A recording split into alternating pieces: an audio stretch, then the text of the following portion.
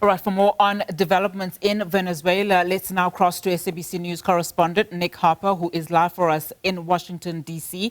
Nick, a very good afternoon to you. Let's start with Maduro and his wife. Reports say that the Venezuelan president is set to appear in court tomorrow. Just give us the latest on that front and, of course, his indictment sheet.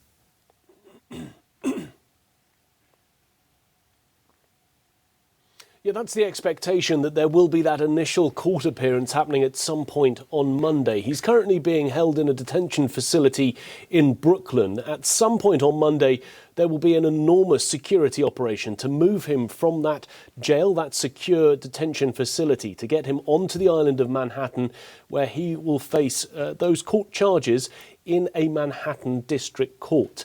Now, he's facing a whole range of different charges, including narco-terrorism. That new indictment filed against him by the US Attorney General, Pam Bondi, early on Saturday. Included within that, of course, are charges against his wife. Nicolás Maduro was initially charged back in March 2020 by the Trump administration during Donald Trump's first term. But this new superseding indictment also now includes extra charges and, of course, charges for his wife as well. And behind the scenes, there are lawyers who are lobbying to try and be the person who is able to represent the Venezuelan president. So a very seismic next 24 hours for New York City and that security operation that would need to be put in place. Now, we know that a lot of people and a lot of quarters have said that these drug charges are just a front. Maduro himself has denied ever, leading a drug cartel. Since we last spoke, President Trump held a press briefing last night. So how is the White House at this moment publicly framing this decision to conduct the military operation in Venezuela? And what justification has been provided by the administration of Trump so far?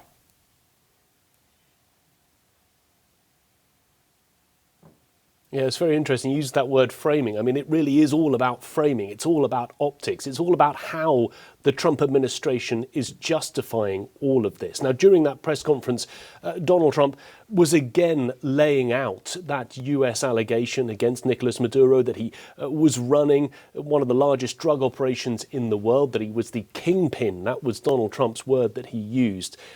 And therefore, along with the fact that the US viewed him as an illegitimate leader in Venezuela, the US is saying that this is all about carrying out an arrest warrant and seizing someone who they believe is a drug trafficker. They're framing it in that way, rather than it being about the removal of a sitting president in another country. The US and other countries around the world say that the 2018, the 2024 Venezuelan elections were illegitimate, that there was vote rigging involved so Nicolás Maduro could stay in power. And what also became clear during that press conference, because Donald Trump spoke about it very quickly after speaking about the success of the US operation to capture him, is the fact that there are enormous oil reserves in Venezuela, the largest crude oil reserves in the world. And Donald Trump, ever the businessman, sees this as a business opportunity for the United States. He spoke for a long time about this idea of US companies once again getting access to Venezuelan oil, about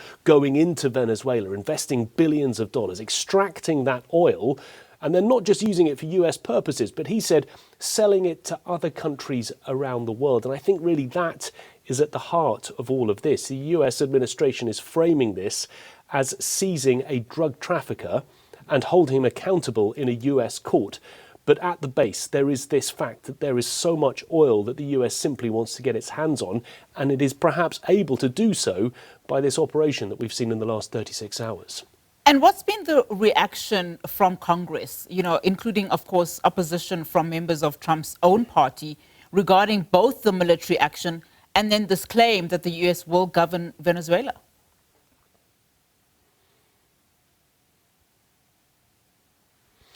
Well, that's right. We've seen the Republicans within Donald Trump's own party largely fall into line. There have been very few dissenting voices, even one of the earliest, Mike Lee, a senator from Utah, who was saying that he wanted justification from the president about how he had the legal authority to carry out this action. By the end of Saturday was changing his tune. He said that he'd spoken to the Secretary of State, Marco Rubio, and really felt that it was a justifiable operation. So while the Republicans are largely in line with the president, the Democrats on the other side of the political aisle are absolutely furious. We've seen multiple Democratic lawmakers coming forward to say quite simply what the US president did is something that should not have happened. That type of military operation, it would usually have congressional approval. Lawmakers would need to sign off on it before the president went ahead and carried out that action. So separately, aside from the idea that countries are accusing the US of violating international law, of breaking the UN Charter, there is also this political domestic dimension, whereby Democrat lawmakers are saying that he has gone against the US Constitution by not receiving that congressional approval. Of course, Democrat voices are very loud, but they do not control the majority in either the House or the Senate. They might do later this year. The midterm elections in November will be hugely consequential. If they're able to snatch both the House and the Senate from the Republicans, there is always that possibility that they will try and hold the president accountable for these actions and potentially some of his cabinet by launching impeachment proceedings once again against the president. Of course, that's months away, but that will surely be at the back of Democrats' minds who at this very moment simply feel that the US president has overstepped his authority. All right, Nick, thank you so much for that update and, of course, that analysis. Nick Harper, live for us from Washington, D.C.